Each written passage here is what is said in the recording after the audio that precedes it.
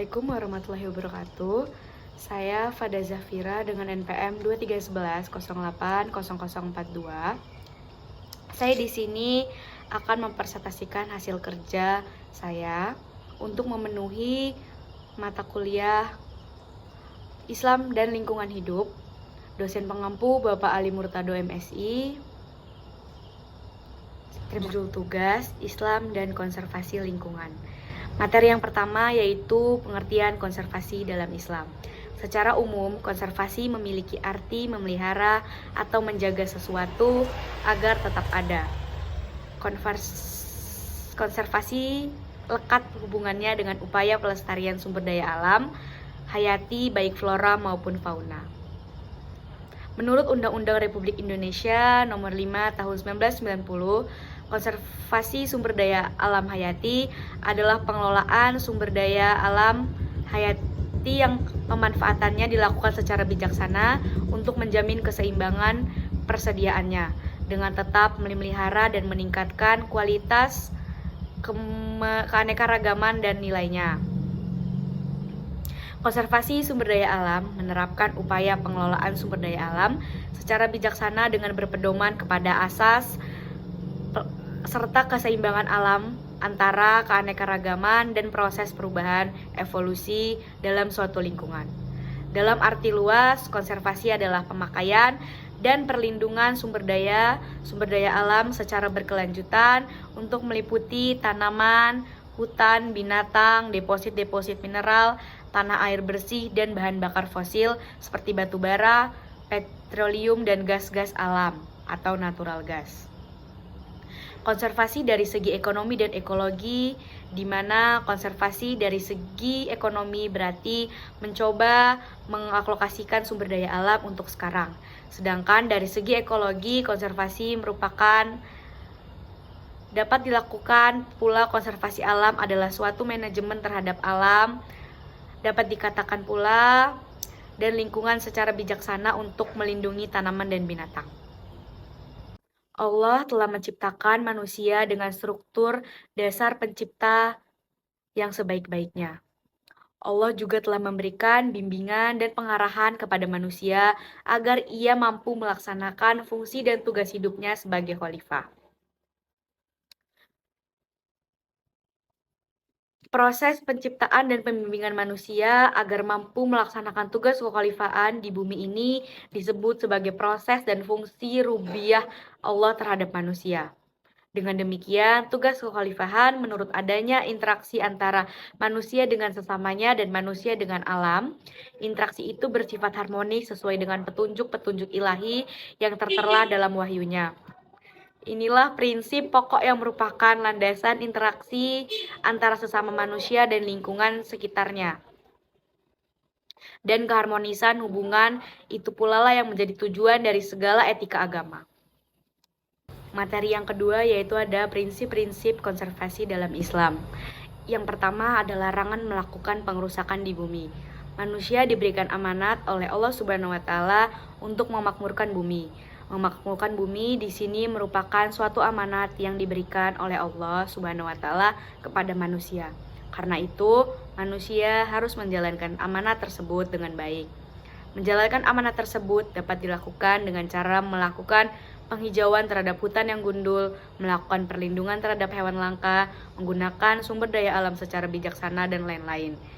Itu semua merupakan suatu bentuk pengalaman menjalankan amanat dari Allah Subhanahu wa taala, yaitu dengan memakmurkan bumi. Adapun kita sebagai manusia harus berusaha meminta ampun kepada Allah Subhanahu wa taala atas segala dosa-dosa dan kesalahan yang kita lakukan, dan insya Allah dengan bersungguh-sungguh di dalam bertobat kepada Allah Subhanahu wa taala, maka Dia akan memberikan ampunan kepada hamba-hambanya.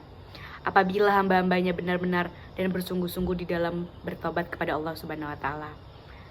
Yang B, bumi sebagai warisan untuk hamba yang soleh. Allah Subhanahu wa taala mengabarkan tentang apa yang diwajibkan dan diputuskan kepada hamba-hambanya yang solih, berupa kebahagiaan dunia dan akhirat serta mendapatkan warisan dunia dan akhirat. Manusia yang diberikan Allah Subhanahu wa taala keimanan, maka mereka memiliki tanggung jawab untuk menjaga keimanan tersebut dengan cara menjalankan perintah Allah Subhanahu wa taala. dan menjauhi larangan Allah Subhanahu wa taala. Pembangunan yang dilaksanakan oleh orang yang tidak beriman, maka yang dihasilkan dari pembangunan yang dilakukan akan menimbulkan bahaya bagi manusia yang lain. Sebaliknya, pembangunan yang dilaksanakan oleh orang yang beriman akan memberikan dampak baik bagi manusia yang lain. Bumi diwarisi oleh hamba-hamba Allah Subhanahu wa taala yang soleh, adalah orang-orang yang soleh akan mendapatkan keuntungan baik dunia dan akhirat. Jadi, orang-orang yang soleh mendapatkan kedua hal tersebut. Maka dari itu, hamba yang soleh akan mendapatkan kebahagiaan dunia maupun akhirat. Materi yang ketiga yaitu ada peran manusia dalam melindungi lingkungan. Dalam proses penciptaan manusia, Allah telah memberi kelengkapan hidup berupa akal pikiran, hati dan perasaan, serta kelengkapan fisik biologis. Dimaksudkan dalam menjalankan fungsi dan tugasnya sebagai khalifah di muka bumi. Fungsi dan tugas yang harus dijalankan manusia antara lain berupa menjalankan tugas pembangunan, pemeliharaan, dan pengelolaan lingkungan hidup. Hal ini dapat disimak dan dipahami dari surat Al-Baqarah ayat 30 yang berbunyi sebagai berikut. Artinya, ingatlah ketika Tuhanmu berfirman kepada malaikat, sesungguhnya aku hendak menjadikan seorang khalifah di muka bumi. Mereka berkata, mengapa engkau menjadikan khalifah di bumi itu orang yang akan membuat kerusakan padanya dan menumpahkan darah, padahal kami senantiasa bertasbih dengan memuji engkau dan mensucikan engkau. Tuhan berfirman, sesungguhnya aku mengetahui apa yang tidak kamu ketahui. Surat Al-Baqarah ayat 30. Peranan manusia berkaitan erat dengan apa yang melingkupinya. Oleh karena itu, manusia dapat memberikan perhatian kepada organisme yang mati maupun yang hidup. Memberi perhatian ini mengandung makna. Selain itu, tujuan Allah menciptakan bumi seisinya adalah untuk kepentingan manusia, seperti yang tersirat dalam firman Allah dalam surat Al-A'raf ayat 10. Sesungguhnya kami telah menempatkan kamu sekalian di muka bumi, dan kami adakan bagimu di muka bumi sumber penghidupan, amat sedikitlah kamu bersyukur. Hakikat penciptaan segala yang ada di langit dan bumi, semua tertuju kepada kepentingan manusia. Kemutlakan keberadaan bumi merupakan kemutlakan wujud manusia, dan jika keberadaan manusia adalah wajib al-wujud, maka keberadaan bumi dengan segenap perangkatnya juga menjadi wajib. Materi yang terakhir yaitu perintah pelestarian lingkungan. Pemeliharaan dan perawatan adalah hal yang sangat penting dalam pengembangan dan pelestarian segala hasil cipta dan pekerjaan manusia, juga terhadap segala sumber daya yang memungkinkan ia mencipta dan bekerja. Hal yang demikian inilah yang dilestarikan dalam ajaran sunnah yang menegaskan bahwa kalian manusia adalah pemelihara, dan pemeliharaan itu haruslah memikul tanggung jawab.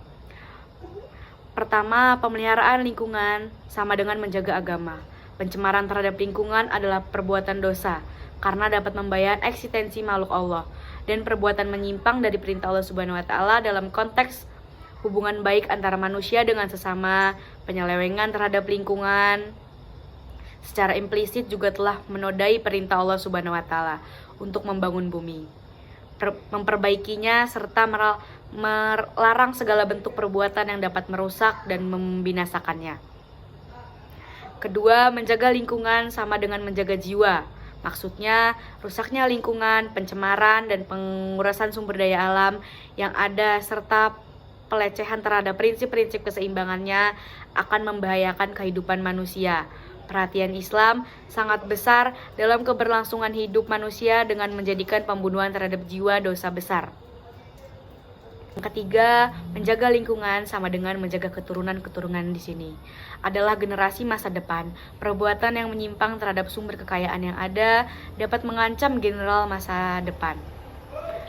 Meski di satu sisi menimbulkan kemajuan pada masa sekarang, tapi di sisi lain bahayanya akan dirasakan oleh generasi yang akan datang apabila hal itu terjadi.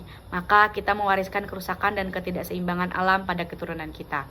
Yang keempat, menjaga lingkungan sama dengan menjaga akal. Sebagian perusakan terhadap lingkungan yang dilakukan oleh manusia dewasa ini juga dapat dikategorikan perbuatan gila tanpa menggunakan akal sehat. Ketika peran aksi ditiadakan dalam memelihara lingkungan, maka si empuknya tidak akan mengetahui dengan jelas mana yang bermanfaat dan mana yang tidak. Kelima, menjaga lingkungan sama dengan menjaga harta. Sebagaimana diketahui bahwa Allah Subhanahu wa taala telah menjadikan harta sebagai bekal untuk kehidupan manusia di bumi, seperti dalam firman Allah dalam surat An-Nisa ayat 5. Dan janganlah kamu serahkan kepada orang-orang yang belum sempurna akalnya harta mereka yang ada dalam kekuasaanmu, yang dijadikan Allah sebagai pokok kehidupan. Berilah mereka belanja dan pakaian dari hasil harta itu, dan ucapkanlah kepada mereka kata-kata yang baik. Harta itu bukan hanya uang, emas, dan permata saja, melainkan seluruh benda yang menjadi milik manusia dan segala bentuk usaha untuk memperolehnya, seperti hewan, ternak, pohon, tempat tinggal, pakaian, dan sebagainya. Harta yang berupa sumber daya alam yang telah diagungkan oleh Allah Subhanahu wa taala haruslah dijaga dengan sedemikian rupa. Dan jangan sekali-sekali berbuat sesuatu yang bodoh, mengeksploitasi SDA tanpa tujuan dan kepentingan yang baik dan jelas, sehingga akan menyebabkan kerusakan dan penggunaan SDA yang ada dengan sewenang-wenang, yang akan mengakibatkan hilangnya sumber-sumber kekayaan sebelum tiba waktunya akan dimanfaatkan. Bentuk eksploitasi inilah yang menjadi ancaman besar bagi keberlangsungan generasi yang akan datang. Hubungan fikih dengan lingkungan tidak hanya terbatas pada wilayah hukumnya semata, tetapi juga berhubungan erat dengan kapasitasnya sebagai dasar hukum universal. Kenyataan ini tidak dipungkiri oleh ahli fikih bahwa metode fikih kuwait fikiyah yang terkenal telah melahirkan bahasan-bahasan dalam berbagai literatur. Mempelajari kaidah fikih menjadi penting karena kaidah fikih dapat dijadikan alat untuk memperoleh maslahat atau kebaikan dan menolak mafsadat atau kerusakan, dan kaidah fikih juga berfungsi sebagai pengikat persoalan-persoalan fikih yang jumlahnya banyak, termasuk permasalahan lingkungan. Cukup sekian presentasi dari saya. Saya ucapkan wassalamualaikum warahmatullahi wabarakatuh.